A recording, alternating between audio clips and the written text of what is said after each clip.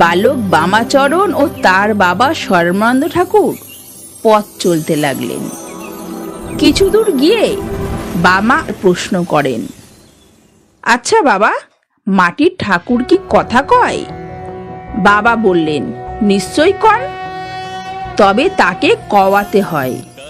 ধ্যান আর উপাসনা, ভক্তি আর শ্রদ্ধা দিয়ে তাকে জাগাতে হয়। মাটির মূর্তির মধ্যে প্রাণ প্রতিষ্ঠা করতে হয় অনেক সাধ্য সাধনা দিয়ে, তবেই মাটির মূর্তি কথা কন। বামাচরণের বিশ্বাস আরো দৃঢ় হয়, তাহলে চেষ্টা করলে মাটির মূর্তিকে কথা কওয়ানো যাবে।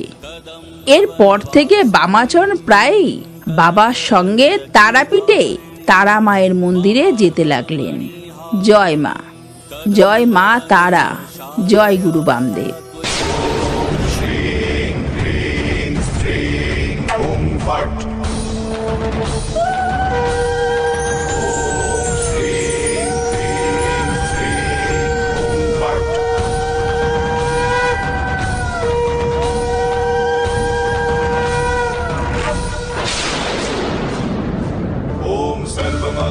मंगल्ये शिवे सर्वार्थ साधिके शरण्ये त्र्यंबके गौरी नारायणी